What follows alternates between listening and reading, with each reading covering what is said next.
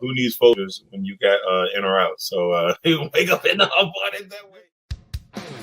LegacyMaker, the all sports network, presents a SIRTOBA media production where the struggle is real to be awesome.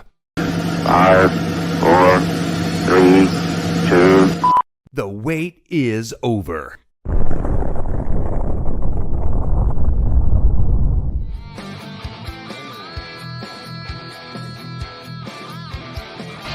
Yeah, it's a little chilly out here. It feels fantastic out here. Get your popcorn ready. It's time for the In or Out sports debate with your hosts. Hello, everybody. Darrell, Owens, LegacyMaker Sports Network, along with Drew Willingham.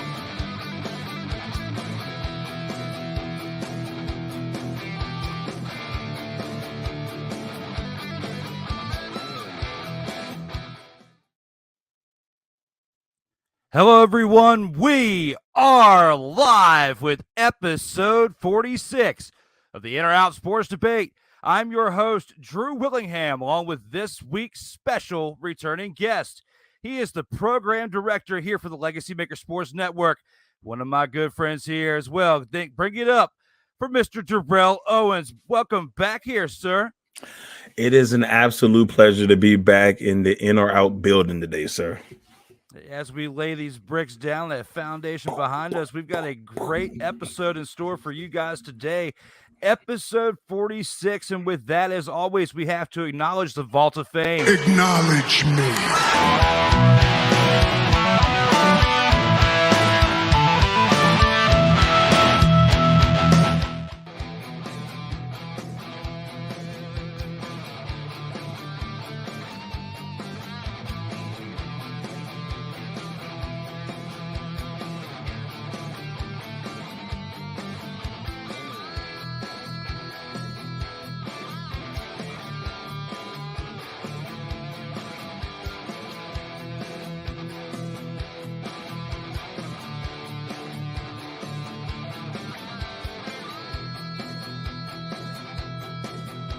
This is why this show is so important, and this is why I am personally validating and vouching for this show. If you are anybody in media, sports, professional wrestling, anything, you need to be on In or Out Sports Debate with my man, Drew Willingham. That right there is the Vault of Fame. Darrell now here for the third time on the In or Out Sports Debate. We've got a great episode for you guys here. 5 topics as well as a bonus round as well. But before that, there's something called the Highlight Headquarters where we have to look back on Darrell's past 2 times here. Let's go ahead and check those out.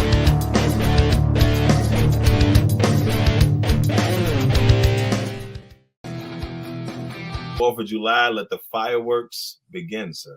And we have got some fire topics. Aaron Rodgers confirming his loyalty by stating he'll retire with the Packers will eventually result in a championship celebration. He wanted to be a Green Bay Packer for life. That's what he wanted. He got exactly what he wanted. Yes, losing Davante Adams is going to be tough, but I really do think that we're going to see the best Green Bay Packer team we've probably seen in a couple of years, because Aaron is going to be forced to move the ball around. If you want to know what this team is going to look like this year, all about defense, Aaron spreading the ball around, dumping it to Aaron Jones in the backfield, handing it off to A.J. Dillon. That's what that team is going to be about. Championship, though, man, I'm in on it, because as a Packer fan, I need number 5. I need number 5. But the journalist side of me says, you know, what have you done for me lately? And it's been last time. Look, let's put it this way. The last time Aaron Rodgers won the Super Bowl, I just started being Mr. Rollback, and that was 12 years ago. So let's just put it that way. So I'm in on it as a Packer fan, out as a journalist. Hey, at least when you were starting out, Mr. Rollback, you were starting on a high note, though, as a fan. Right. It was good times, man. It was good times. I've got to disagree. I've got to go with your journalistic side. I'm out. Aaron Rodgers is 85 touchdowns to 9 interceptions in the past 2 seasons. But like you said, he won't have Davante Adams anymore. He's now with the Las Vegas Raiders. He's also thrown for nearly 8,500 yards in the past 2 seasons, but a lot of that's going to change now that Davante is gone. I don't see him throwing for over 4,000 yards this upcoming season. If it does, it's going to be a true testament to what he is as a quarterback and what he will say for his Hall of Fame career. I will say this, like you're going for number 5. Aaron Rodgers needs number 2 to take him to that next level above Brett Favre. Right now, he's only as good as Brett Favre. Okay, he hasn't even gotten to the numbers yet that Brett Favre had, but at the same time, he's got that 1 Super Bowl. So neck and neck with Brett Favre, in my opinion, as far as the caliber quarterback. But you need that 2nd Super Bowl to get to the next echelon. And without that top tier wide receiver, and with things changing, even though you sign that contract to state that you will be retiring as a Packer, I'm just not in on the fact that he's going to get that championship. I would like to, for you as a fan, for you to be able to celebrate that, but I don't think that's going to happen, unfortunately. Stephen Curry has earned his place in the NBA top 10. Top 10. Let's go ahead and acknowledge what he feels like it's time to go ahead and roll through your list right quick. I am probably going to catch some heat for this, but I am out. I've got Tim Duncan in my top 10 instead of Steph. Everybody else we agree on just a different kind of order. Allen Lazard will become Aaron Rodgers' number 1 option at wide receiver and fill the void from the recent offseason departures. I feel like he will be the number 1 target. Now, will he be able to fill in the void? No, nobody's going to fill in the void. Davante Adams at all. And then he's going to have to be number 1 because, Sammy Watkins is already injured and we haven't even started the training camp. Training camp don't start till tomorrow, Drew. He's already hurt. And the training camp doesn't even start till tomorrow. So I'm definitely in on Allen Lazard. I think he's going to have a big year for Green Bay. But, yeah, man, yeah. All Sammy had to do was this before he signed the paper, and then he wouldn't have gotten hurt. He had to stretch his fingers. But yeah, I'm in. I guess the world is screwed because we're all in. With Darrell making that big point with Sammy Watkins. And like I followed it with, you got to stretch your fingers before you sign that paper, my man. We already know about your injury history. You're coming in here. You're just as bad as Christian McCaffrey when it comes out there with he looks the wrong way, tears his ACL. I mean, dude, it's ridiculous how, you would think with all the advancements in technology and health and how you train your body that these incidents shouldn't be happening. It has to deal with genetics, but we might not be seeing them take care of themselves fully behind closed doors. We just don't know this because we're not there 24/7. So who knows? We can only go based on fact. And the fact that Sammy Watkins is already hurt before training camp, who else is going to fill in? Of course, he's got that security blanket in the slot with Cobb. But for a number 1 wide receiver, you just lost a big weapon with Davante Adams going to the Raiders. Big loss. And I kind of disagree with what Davante Adams been saying about how Derek Carr you can't really compare Derek Carr and Aaron Rodgers. Okay, I take that with a grain of salt. He's definitely been drinking some of that Maui Wowie out there while he's been out there in Vegas. Yeah, so he's drinking that funny juice.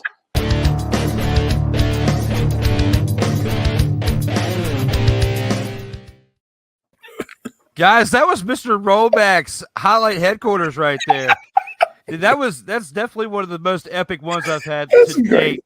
And guys, just a little bit of a heads up because I forgot to go over earlier. You can find us here on these platforms here on Facebook, Twitter, Instagram, YouTube, LinkedIn, and coming soon on TikTok for the LegacyMaker Sports Network, as well as LegacyMakerSports.com for all of our articles, videos, and latest up-to-date news, as well as the In or Out Sports Debate on Facebook, Instagram, TikTok, Twitter, and Twitch, as well as the audio handles as well on Apple and Google Podcasts, Spotify, Amazon Prime, Anchor.fm, and you can also download the latest episodes on iTunes. We are here for episode 46, and it was a funny highlight headquarters. It was definitely a great one. Definitely a great Maui Wowie.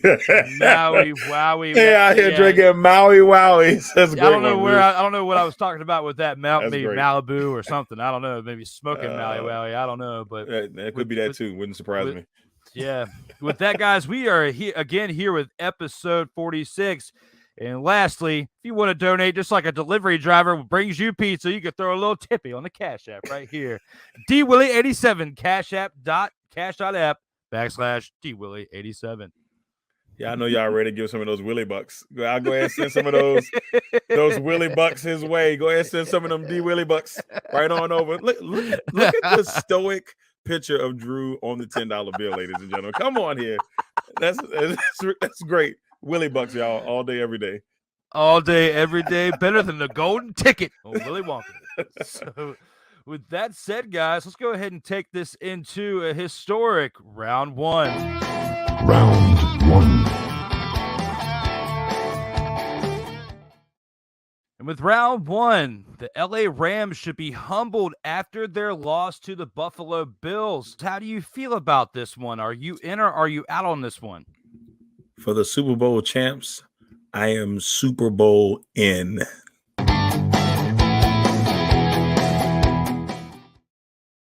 Here's the deal. When you go back and look at this contest, a lot of people, I think myself, I even had this game being like 34-28. I thought it was going to be a close contest. I really did. As the game started, you could tell that Buffalo was obviously the better team, even with the game being close. And, it just seems like the Rams couldn't quite figure it out. We heard Stafford had been hurt, during the preseason. They did lose, no OBJ, but even without him, no Robert Woods anymore. It's just something off about that Rams team. And if they weren't humble after this performance by probably the next Super Bowl champs at the way they looked in this contest, then they better be ready because, this Rams team, it's easy to get stuck in that Super Bowl high and then kind of sit back and think, well, we got a championship. We good. They paid a lot of money to bring in guys to win that championship. So I think they're super humble right now. It was a miserable day for Matt Stafford. Great day for Cooper Kupp, who once again proves why he's one of the best receivers in the league. But I just got to say this, that Buffalo Bills team, Drew, man, they are going to be dangerous. Josh Allen didn't forget what Jalen Ramsey said, and it's obvious. It's obvious. Absolutely. I definitely agree with you on this. I'm in on this as well. 31-10, guys. 31-10. You are the Super Bowl champs, and you came into this game. You're raising the banner. You're at home.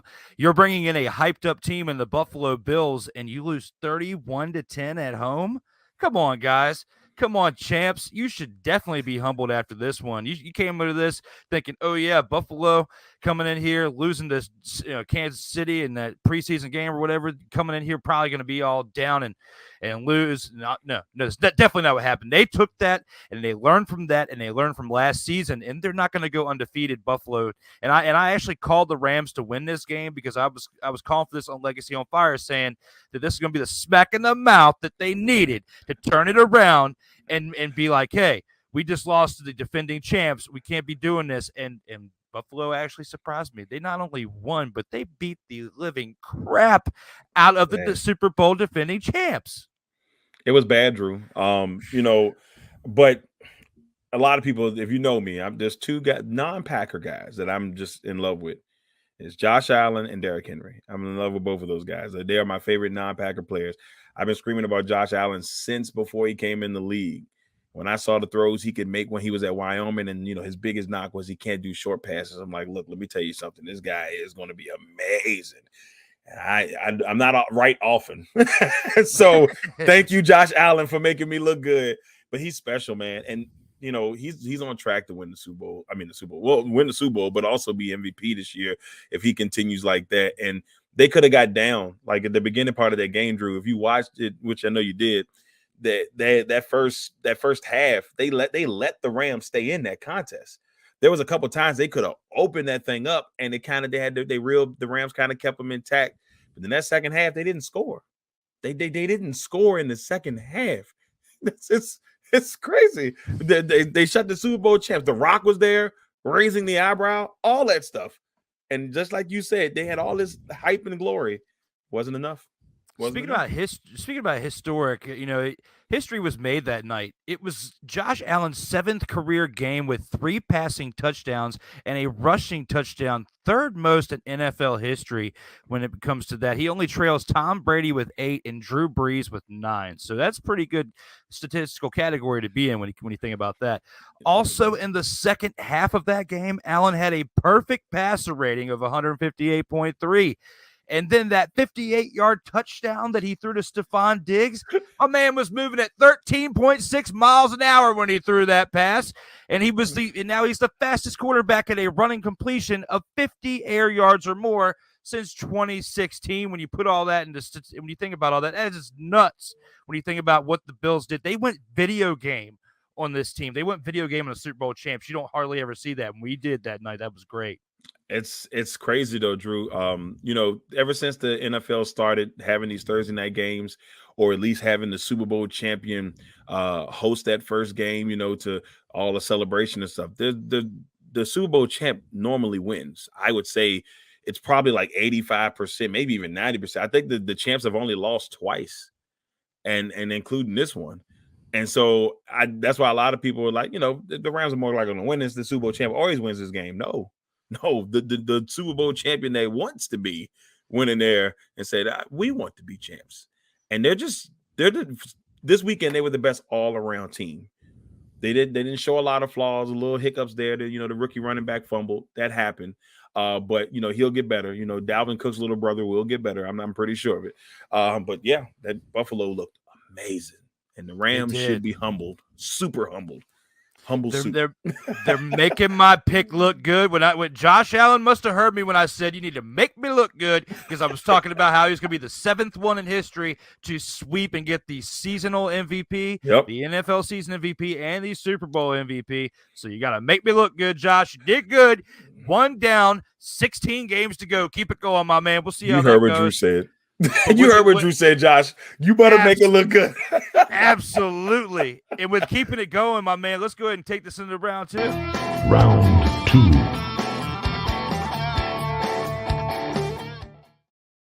And here with round 2, a team that Darrell knows very well. Aaron Rodgers clearly missed Davante Adams in the Week 1 loss to the Minnesota Vikings. I know how you feel about this, Darrell. Go ahead and tell the people how do you feel about this. Are you in or out on this one? I'm go pack in. I'm go pack. Tell them. Oh my God, Drew. Like, and we all know. I mean, obviously the green and gold is back there, so we're not going to act like I don't know who I root for. Here's the deal. Going into this, I had my reserve feelings on how that receiving core would look. Now, obviously, not having Allen Lazard there hurt. A guy that he truly trusts, and I think that he's going to probably focus as his number 1 receiver once Allen Lazard is back. But the problem is this, Drew. Like, looking at it, the Packers did Aaron Rodgers a disservice by not finding him it doesn't even have to be an elite number 1 receiver, but a quality number 1 receiver. And I think that right there, the way when you watch the performance that Davante Adams had in that game against the Chargers, even in a loss, it like 10 receptions, 141 yards, a touchdown, he looked like Davante Adams. Yesterday, Aaron Rodgers struggled. He was running for his life, and it was miserable as a Packers fan just to sit there and watch. And I've seen Aaron Rodgers come back so many times. Like, he'll make it happen. When Christian Watson, Drew, hold on. When Christian Watson, Drew, dropped that 75-yard pass, wide open, as my favorite saying, open like the good book on Sunday. He was open like the good book on Sunday, Drew. 75 yards. And you know what it did? It just balls here, and it just bloop. He was 8 yards in front of the guy, and he dropped it. And Aaron Rodgers was like, no, I can't do that. And so he stopped throwing to him. If you watch him, he started throwing to his running backs.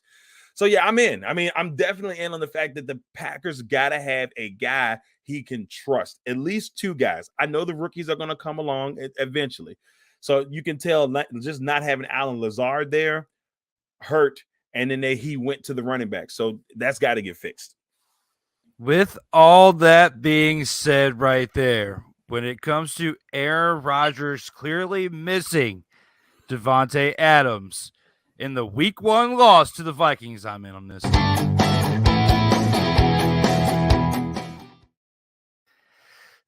You can see it clearly in those highlights, guys. It was tough to watch. I mean, Aaron Rodgers deserves better protection than that. He was laying on his back for half of the I had to cut some of those highlights out. It was longer than that. That video was longer. That video was so much longer. I had to cut it down to a shorter time frame just because you see Aaron Rodgers on his back a lot just because that offensive line, he needs more help than just at wide receiver.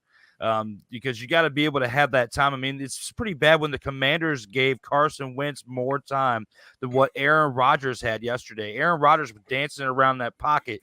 Carson Wentz had all day, it seemed like, on certain things. Now, there was we'll get to that towards the end of the show when it comes to Carson Wentz.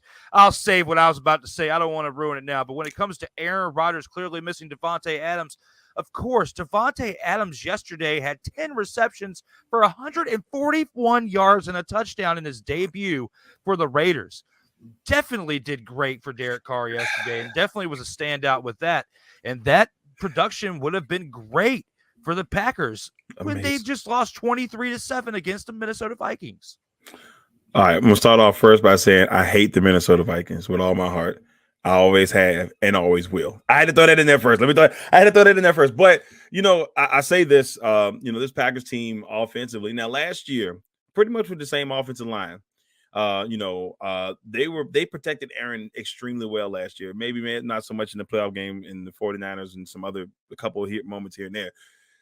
It was hard to see this offensive line that did so well last year, especially not having their two main guys. No Jenkins, who's been out. He's healing from ACL tear last year. Bakhtiari, who also had an ACL tear a couple years ago, is slowly coming back. They think he's almost ready. They thought he might play in this game, but the Packers are being extremely cautious because they put a lot of money into Bakhtiari, and they're going to put a lot of money into Jenkins when the time comes. So they're missing two all-pros on the offensive line. Runyon, who has been, in my opinion, the MVP on that offensive line the last year, he had a concussion. He was out. So you're missing three critical pieces on the offensive line. It hurt him, and it showed. Aaron didn't know what to do, and I think Aaron not having confidence, Drew, in his receivers, him holding on to the ball, hoping they would get open. That's why you saw as many sacks as you saw yesterday. And, it made me sad, but it needed to happen. Hopefully the Packers organization sees what they saw yesterday and said, we can't have that. Absolutely, because you got to keep – Aaron Rodgers has extended his contract to where he was going to retire a Green Bay Packer. But if you don't protect him better than you just did in that first game with that new contract, he's not going to see the end of that contract. He's not going to stay there and play. He's going to retire before that ends. So you need to look at that game and just completely do a 180 in your game planning on what you're going to do to protect him for the rest of the season. Just like the Dallas Cowboys have to after their game against the Buccaneers last night, which I didn't even go bring that one up for this show because of where we're already at in the show. But with that being said, guys, we do have some breaking news that we do have to cover here on this episode of 46.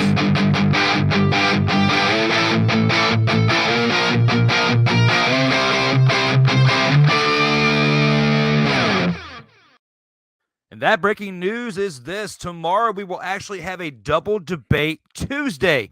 Cole Johnson, host and executive producer of Cole Sports with a Z, and co-host of Snowman in the Morning with Cole Johnson, will be here for episode 47 tomorrow at 2 p.m. Eastern, 1 p.m. Central Time here on the LegacyMaker Sports Network, as well as followed by that tomorrow evening, episode 48.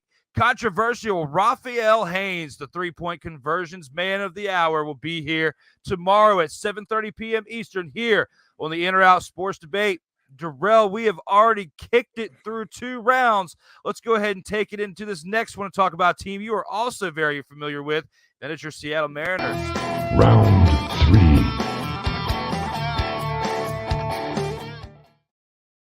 Here with round 3.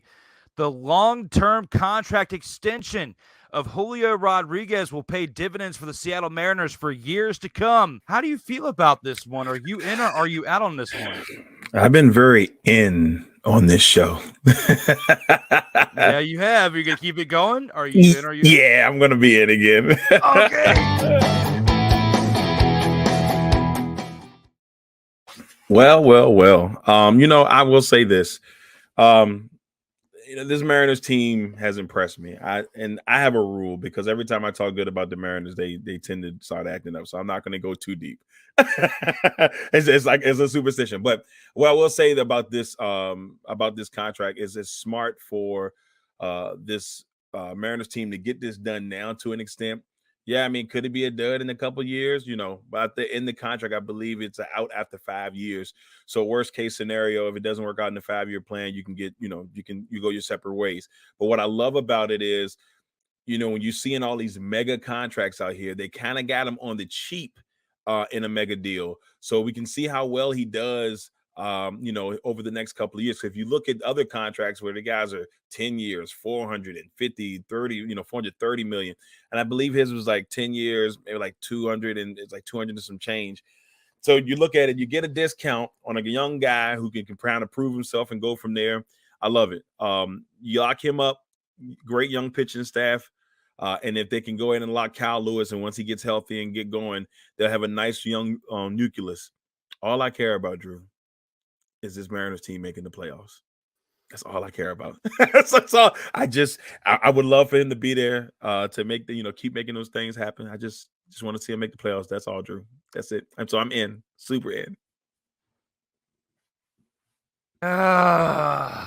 Darrell, this is where we start to part ways, my man, because I am out.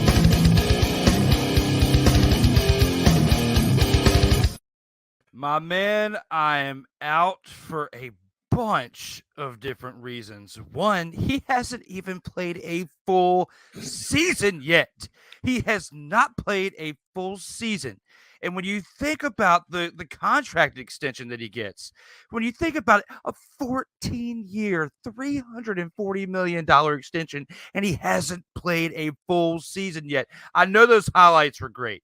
For someone that's like 4 years of a career inside of like one set of highlights, it seems like for like the average don't even get that in 4-year careers. Yes, but he hasn't finished a 162 game season yet, full time for the team. That's why I don't believe that he should have gotten that contract. That's why I'm out.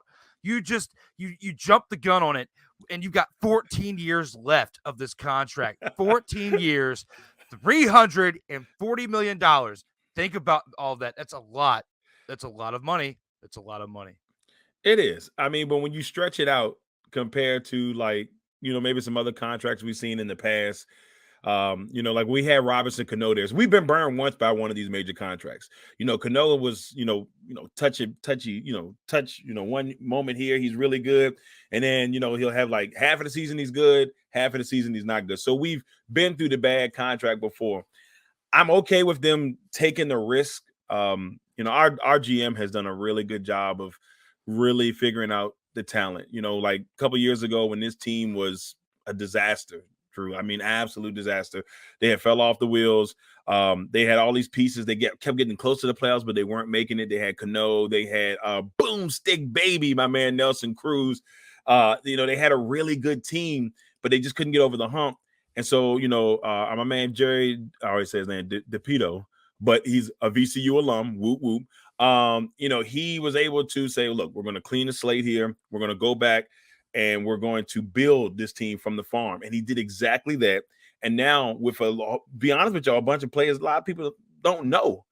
And they're in the mix. They're in a good position to potentially end a 21-year playoff streak. Potentially. As you see, I'm very careful with my words. I don't want to do anything to jinx it.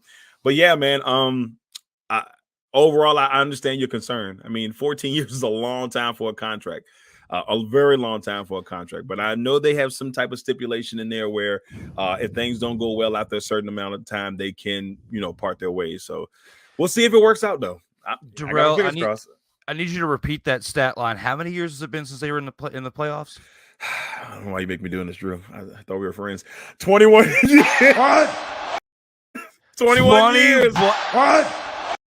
21 years. Now think about that. Julio Rodriguez is 21 years old the entire time this kid's been alive. They have not been in the playoffs, and you just signed him to all those extra years, and he hasn't played a whole season yet.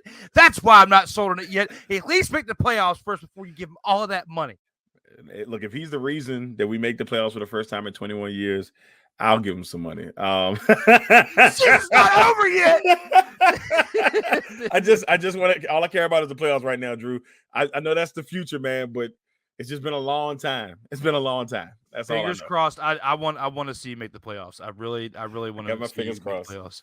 With that being said, we do have some comments we need to acknowledge here at the midway point. Medial Mayhem.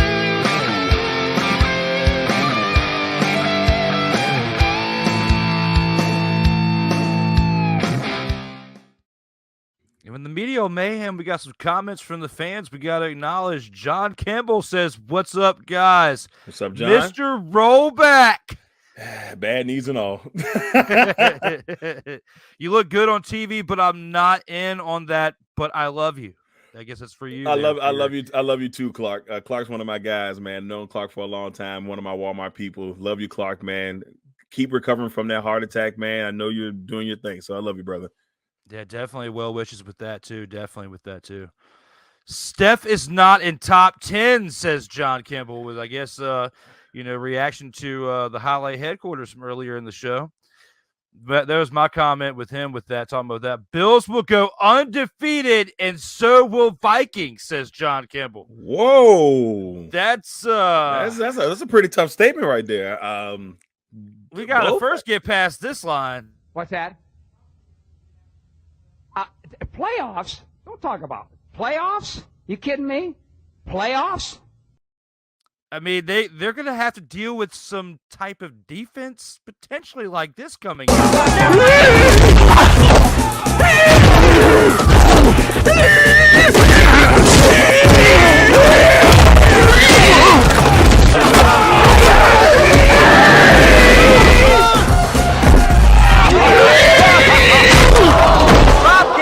Looks like Boucher knocked him out cold.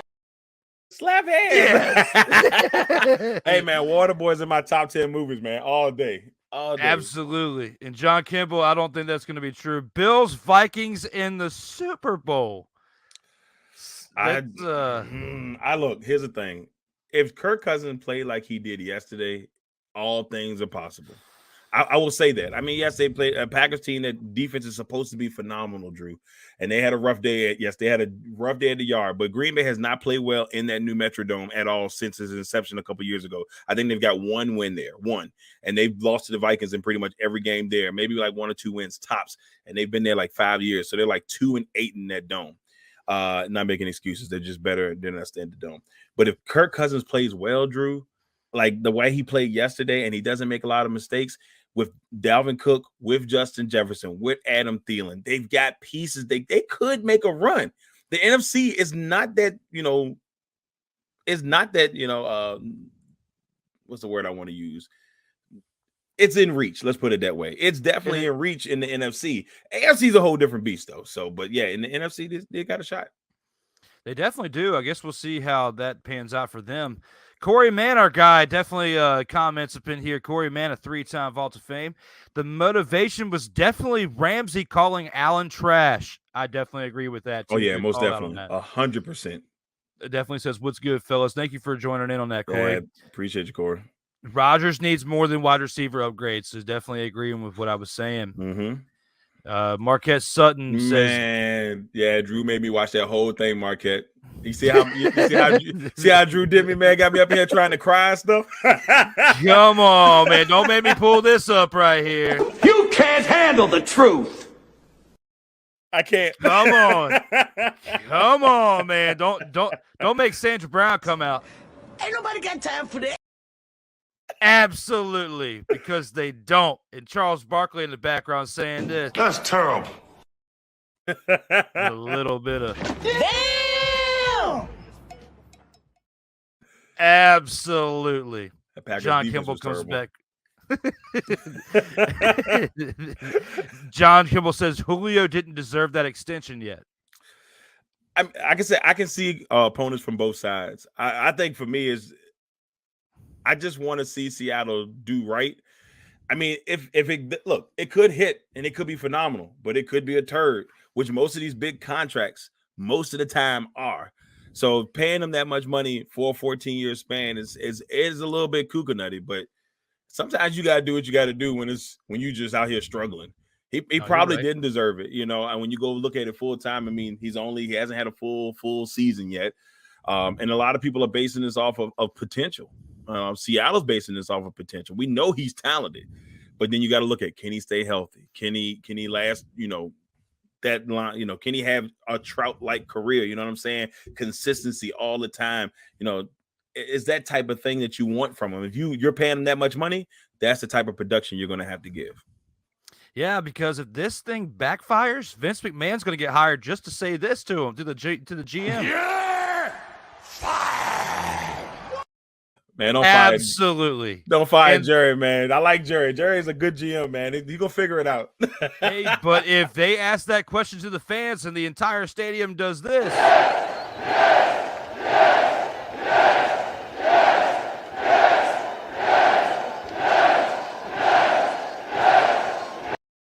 then Vinnie Mac's coming down with this. You're fired. That's all I got to say about that. That seems simple enough. Derek Medea says, "What's up, guys? Rams will go 0-16. Then definitely someone will be saying you're fired about that. But in the meantime, they're going to be saying this coming from the Rams fans. Would you please shut the hell up? And Stephen A. might even say this to you as well. Stay off the weed. Absolutely Hilarious. 0-16. Come on, guys. Yeah, I don't know. Rodgers won't win a third straight MVP. Agreed. And now, if he can have the season he had last year with his group, he winning the third straight MVP. But I don't see that happening. This is Josh Allen. This is Josh Allen's year, man. He's my pick to win the MVP along. Like him and Derrick Henry are my 1 and 2. Derrick Henry did not have a good first game. Not a good first game against a Giants team that came out and came to play. Let's be honest with you. They came to play yesterday. But just Josh Allen it's just special. And, he's the media darling. Everybody in the media wants to see him win it. So, yeah, I got Josh Allen. And our last comment before we move on. Julio will be the GOAT when he retires. He hasn't even finished a full season yet. He hasn't finished a full season yet. And with that, you need to know your role. You should know your role and shut your mouth. Because, come on, man.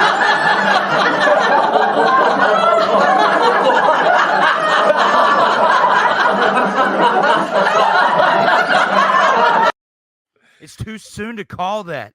It is too soon to call that, Derek. Come on now. You guys are just messing with me. Yeah, I think so. I will say this, Derek. Look, if it does happen, as long as he's a Seattle Mariner and he's the GOAT, I'm good with it. I don't know if that's going to be the case, though. We'll see. With that, as far as seeing, it's going to be interesting to see what we come up with here with our By the Numbers segment for round 4. Round 4. And with round 4 in our By the Numbers segment, Todd Christensen is the greatest athlete to ever wear the number 46. Do you feel this is right, Darrell? Are you in or are you out with this one? Do you feel like he is the best to ever wear number 46? Before I make I got 2 things to say. First of all, greatest hair I've ever seen from a tight end. Greatest hair I've ever seen. Hair was flowing, mustache was on point. Got to give my man Todd Christensen, God rest his soul. And then, secondly, man, I didn't know they had so many Todd Christensen highlights, man. My man was out here killing it. So, with all that being said, unfortunately, I'm out.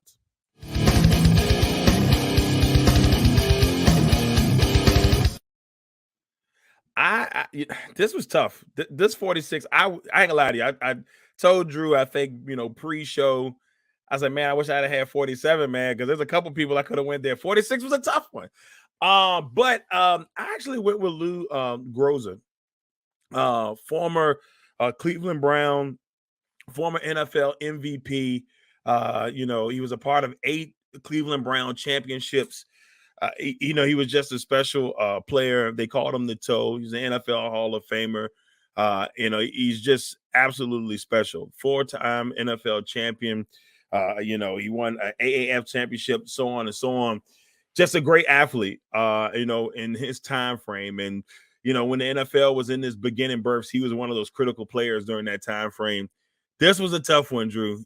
He also did wear 76. I'm not trying to James Brown this James just a little bit, but he wore 46 and 76. But he's one of the greatest players in that NFL era from the 50s and the 40s. So I'm going to go with Lou Groza, the NFL Hall of Famer. I'm going to disagree with this statement of Todd Christensen, but I'm also going to disagree with you too, Darrell. I'm out on both.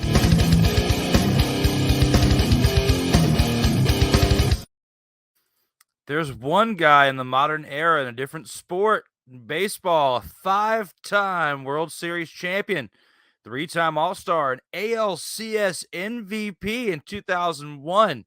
He also is the AL wins leader in 1996, and his number 46 is even retired by the New York Yankees. Give it up for Andy Pettitte. We both disagreed with Todd Christensen, even though there was some nasty highlights of Christensen, who is an amazing hair. Yeah, amazing hair. An amazing hair. A 2-time Super Bowl champion. You got to give it up to him. But as far as the best at number 46, I got to disagree, just like Darrell, but I've also got to disagree with Darrell's pick, a 5-time World Series champion. Was he the best on the team? No. Was he an MVP? No, consistently, no. But he was a steady contributor towards those World Series championships, and even in 2009, towards the end of his career. And people forget, he left with Roger Clemens in 2004, went to the Astros, and they went to the World Series as well, and almost won that one then too. So just think about how much people would be talking about him if he were to have won that World Series there. And he wasn't 46 with the Astros. I believe he was 21 when he went over there. But, the fact in 46, he did great things and still won 5 World Series championships. I got to give it up to Pettitte. Yeah, it's crazy, and I feel bad because I did forget about, and I don't know how, but because there's not a lot of 46s out there that were this great. Pettitte was so good for so long in the league. I think what hurts Pettitte a little bit is, obviously the situation with the, performance enhancement. I know that they gave him a little hit towards the end of his career, but I mean, everybody in that era, and I'm not, I guess I'm trying to justify, but everybody in that area, most people in that era were kind of using to an extent or using some type of performance enhancement. But you still, as a pitcher, you still got to be able to make it happen. And if you're a hitter, you got to be able, Drew, like anybody else, if you're a hitter, no matter how many steroids you take, you still got to have good hand-eye coordination. And I know that steroids don't do greatness for your hand-eye coordination. So you got to be able to hit the ball. And so for him to be able to pinpoint this pitch is just the way he worked, worked the plate. I mean, Andy Pettitte is as good as they come. So I definitely would put him in there too. I got to give you credit on that one, Drew. It was a good one. My man. Well, with that, we got a bonus round to take this into. Let's see what we got for baseball going into bonus. Surprise, motherfucker. And that surprise is this. He's only 3 away, Darrell.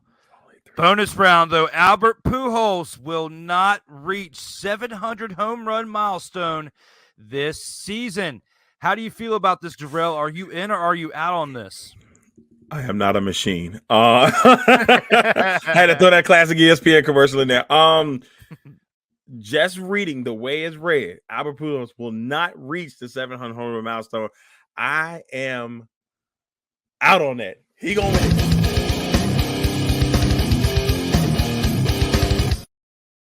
I'm out, man. Look, and I think we talked about this on Legacy on Fire last week when we were on.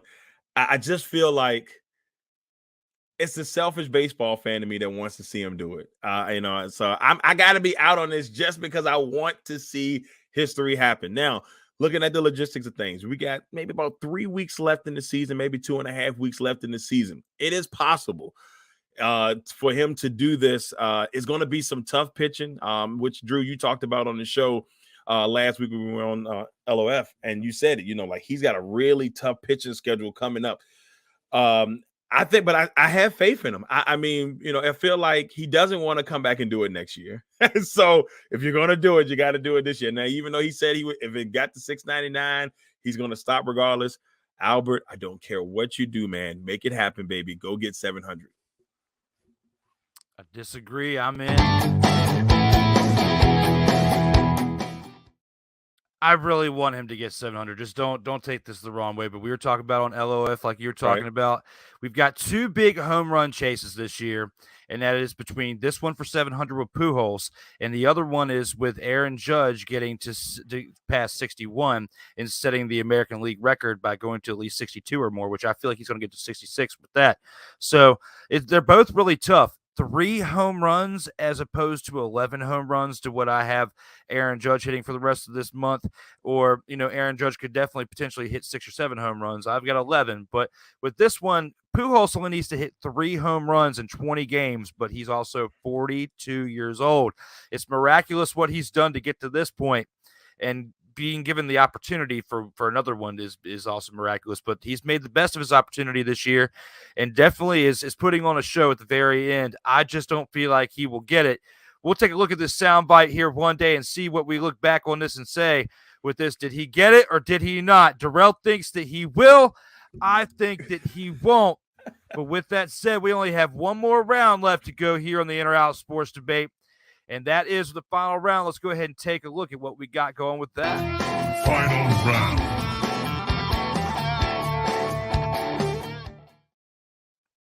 And with the final round, let's take this to the Commanders, a team that we cover very well as well. Carson Wentz proved that he is an elite NFL quarterback with the comeback win over the Jaguars in week 1. How do you feel about this, Darrell? Are you in or are you out on this one? I'm out.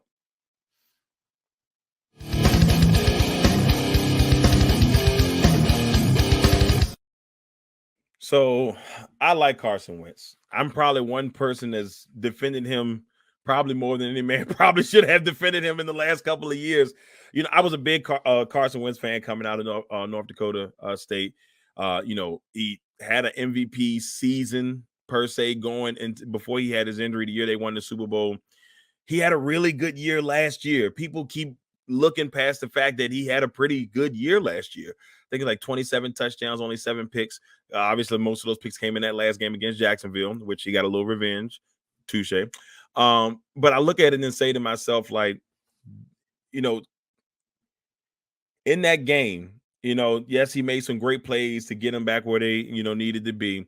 He had 2 costly interceptions that were kind of, to me, were – I don't say preventable, all interceptions preventable, but it's just something about his, something about him on the field yet that it doesn't give me that clear confidence. When you have a star quarterback, and I'll name a few of the elites, obviously Aaron, not yesterday, but Aaron Rodgers, your Tom Brady's, your Joe, I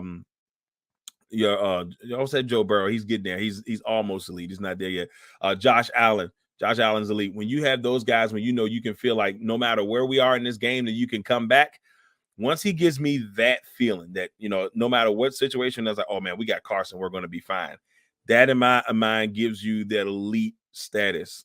When you just know no matter what the situation is, you're like, I got this quarterback. He's going to take me to the promised land. Can Carson Wentz get there? Yes, he can. I still think that Carson Wentz can continue to grow in his career. Yes, he's like 6, 7, 8. I think it's like 7 years in now, which is crazy. He's still a good quarterback. Is he elite yet? Not just yet. Does he have a chance to be elite? Yes, he does. After a few rounds of us subsiding and disagreeing, we are on the same page with this one. I'm out on this too.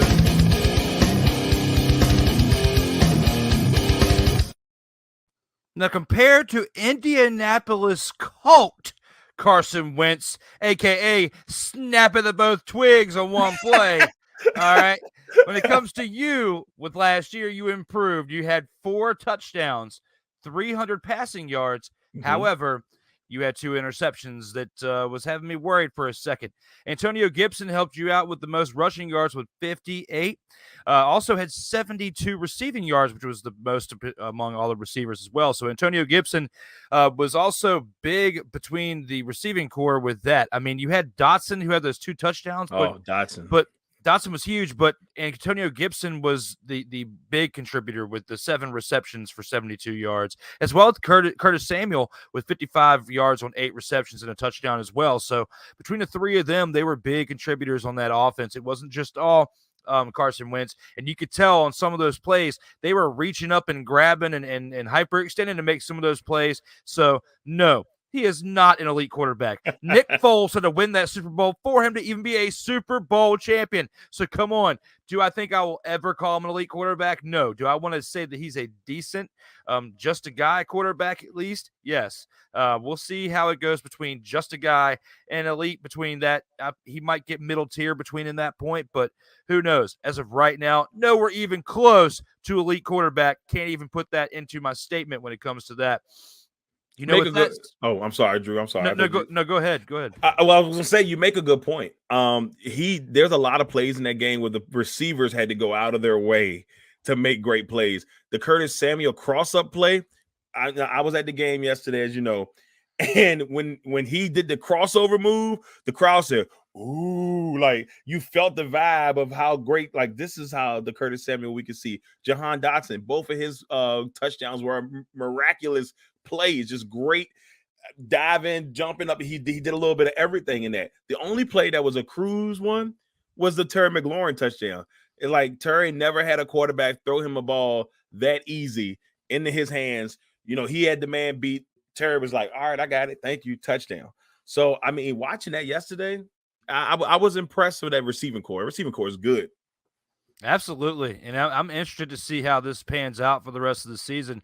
They definitely started on a high note compared to, what the critics were saying during the offseason of how things were going to be with Carson Wentz. Me being one of them. We can go back and see all the sound bites, me making fun of the ankles and the twigs and taking care of your wheels and all that stuff. Well, he took care of them. He drank his milk during the offseason. Proud of him. Good job, Carson Wentz. Keep it up. Let's see how this goes. You have 16 more regular season games left to play. Let's see if you last all 17 games this season. I will be proud of you if you can. With that being said, we have a couple more things to go through right before we leave. But, the next big thing is we have to acknowledge something with the Vault of Fame. Acknowledge me.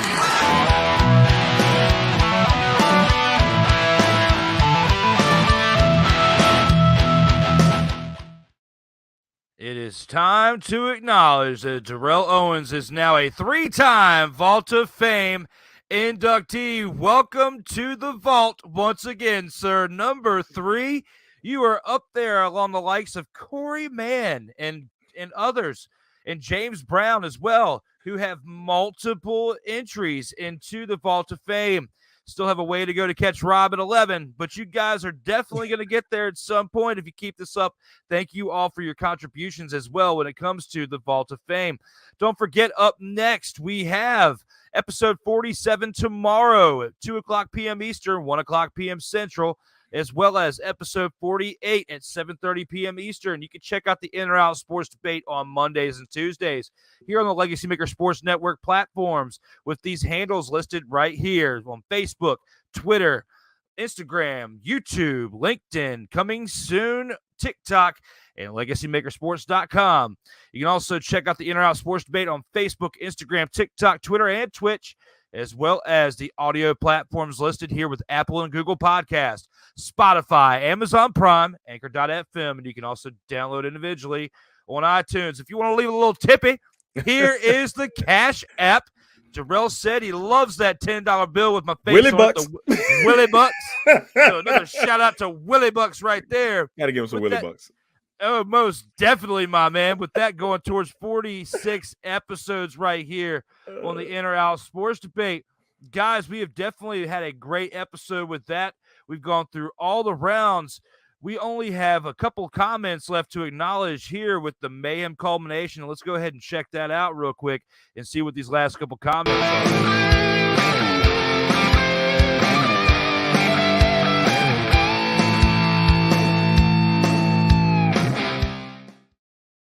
And we only literally have the last couple comments, and that is when we were playing the Todd Christensen stuff, and Derek Medea says, who in the blue hell is Todd Christensen? Derek even Stone Cold might even be wondering. What? He doesn't even know, possibly because Derek Medea doesn't know. What? So with that being said, Todd Christensen, who in the blue hell is it? Well, we showed you who it was, so hopefully you kept watching there, Derek. With that being said, John Kimball fired in after that. I wouldn't have given it to Christensen. I mean, it was, look, obviously a great career, maybe even better hair. I know I'm stuck on the hair right now, but the hair and mustache combination was fire. So we got to give him credit where credit was due. But yeah, I mean, Christensen, obviously great tight end, for the, at the time, Oakland Raiders, great player. I think he, in his post career, he did some commentary for NBC and, he did some analysis. So great human being. God rest his soul, my man. But no, I couldn't give him maybe top five. Maybe top five with that, when it comes to the number, but we had some compelling arguments. I had to throw Andy Pettitte in there. The 5-time World Series champion. You got to give it up to him. With these comments, guys, you guys were lighting it up throughout the show, especially at the beginning. There's some questionable ones, especially with with what's his name? Let's go back to this one. Julio will be the GOAT when he retires. That's still the one that I'm questioning right here, as well as the Rams will go 0-16. Those are the two outlandish ones. And with that, guys, unless you're really trying to get acknowledged with this, we don't want you to be getting acknowledged with that. Our message to the trolls is this. Message to the trolls is this right here. Internet trolls, don't be coming up in here with these wild comments, because if so, you're going to get this graphic right here. Do not be a troll, or we've got you right here when it comes to the in-or-out sports debate. Mickey's not having it. Mickey is through. He's through. Definitely not having it with that. And with that, we only have one more segment to go through, guys, and that is the final word here on the in-or-out sports debate. Let's go ahead and take it to that with this awesome segue right here.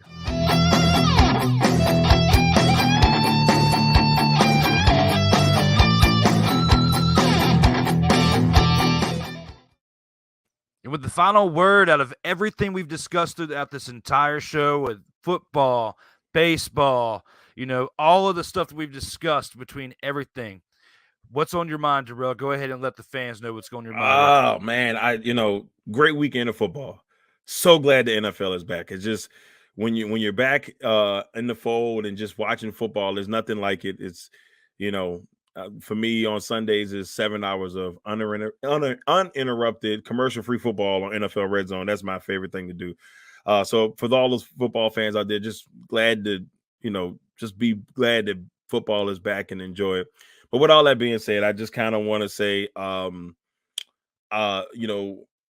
just sit out there and enjoy sports, man. And sports is the best thing to me in the world. I know, Drew, you agree 100% with that. Just enjoy sports, have fun. Try your best to embrace sports if you can. I feel like it just gives a different element when you're out there and the sports chat, the sports debates. It always brings so much fun to the world of sports. So all I say in my message is just enjoy sports. Think about 2 years ago when we didn't have it. I'll never forget the 2 years ago when COVID was in full swing, and I'm just like, man, what are we gonna do? What are we gonna do? So for me, I just said, man, go out there, enjoy sports. We're back with full swing, baby. The NFL is back. The NBA's in a couple weeks. Baseball's about to catch fire. There's so much more. Tennis was great a couple weeks ago. We got so much greatness going on. Just enjoy sports. Just enjoy sports. Absolutely. And that was a great take with your final word there, sir. And I'm going to kind of spice up yours a little bit more when it comes to this. When it comes to week 1 in the NFL, and my final word is this: Indianapolis Colts, you made a huge stink over the fact that Carson Wentz was terrible in his ankles, and they snapped him, and you got rid of him, and you sent him to Washington, and look what he did. He did throw 2 picks yesterday, but he threw 4 touchdowns, got the win. You tied with the Texans. 20-20, 20 up. You tied with the Texans. You should be ashamed of yourself. Game 1, the Texans without Deshaun Watson is gone, suspended. Davis Mills the blank. Who in the blue hell is Davis Mills as a quarterback for the franchise who got 20 points against you, who let go of Carson Ronald McDonald lookalike Wentz to the Washington Commanders? And I know Darrell is over here because I'm on a rant with my final word right now. So, yes, you, Jim Irsay, That's great. Indianapolis Colts, for what you did with Carson Wentz. I wish that first game would have been against the Colts yesterday and not the Jaguars, and that should have happened to you yesterday. Not tied, you should have lost, but still tied to the Texans to start the year out should be embarrassing. All that stuff you said during the offseason, you should have proved it with Matt Ryan as your quarterback against the Texans. And look at what you just did. You just floundered his first game as a Colt. You know, it's crazy, Drew. Looking at Matt Ryan so far in Indianapolis, everybody expects big things. And it just doesn't seem like he's comfortable yet. And maybe it takes time, new organization. I mean, when you're with Atlanta, he's been with Atlanta, 13, 14 years? You know, and to go to a new organization is tough for those quarterbacks. You know, some people do it well, like Joe Montana when he left, and after all those years in San Francisco, and he goes and he does a great thing. Tom Brady leaves and does great things. Maybe it takes a little bit more time for them to get together, but it took him a little too long. Now, if the Texans were a better team, if the Texans were a little bit more experienced as a team, they'd have won that game without any issues yesterday. But you can saw where the inexperience kicked in and where Matt Ryan and a better football team were able to kind of climb back in, just wasn't able to put it away. But if you're the coach, you're going to want to do better. You can't, you know, in that division, you can still probably pull it off, but you don't want to struggle like that against the Texans. No, that's why I had to light it up right there. On you, the Colts, Jim Irsay. I just don't understand how you can even show yourself in public this week after everything you said during the offseason. You traded away Wentz for a bag of peanuts, and look at what he just did over again, it was over the Jags, so we'll see what he does next week against the Lions. It's going to be a bigger test against the Hard Knocks going Lions, who had a great shellout this past weekend themselves. Even though they lost, it was a close game. So they're going to be coming in hungry against this team. So this next weekend will be a big test against the Commanders when it comes to that. However, the Colts, you're not getting off easy on this. You should have won that game yesterday, and you tied against the Texans. I still can't get over it, man. Ridiculous. With that being said, guys, we have gone through a great episode here on the In or Out Sports Debate, episode 46. My guy, Darrell Owens, again, a 3-time Vault of Fame inductee. Thank you again for coming back. Episode 17, July 4th, the morning edition, the one and only one, well, besides the one I pre-recorded with Paul, the one and only one I've ever gone live in the morning. From that point forward, that was episode 17. And you and I are almost 30 episodes later, just a little over 2 months later. 29. Oh, man, it's crazy. Yeah, 29. Tomorrow we'll hit 30. So, yeah, it's been great. We'll hit 50 episodes next week, and I couldn't have done it without all you guys. We've had a couple trios editions. You and Jay were here on with that, and between the Undisputed Champions, Darrell and Cody. Mike and Cody with the other one with the NASCAR one. We've had it's been a great ride. So coming into now week 1 of the NFL season, it's been rolling, man. So it's been great. So thank you all for all your participation here. That's why we have the Vault of Fame and the acknowledgement. So 46 episodes are now in the books. We only have one more thing left to look at, and that is a badass outro on the way on out. For my guy, Darrell Owens, to my side, thank you again. Everybody be safe out there in these streets.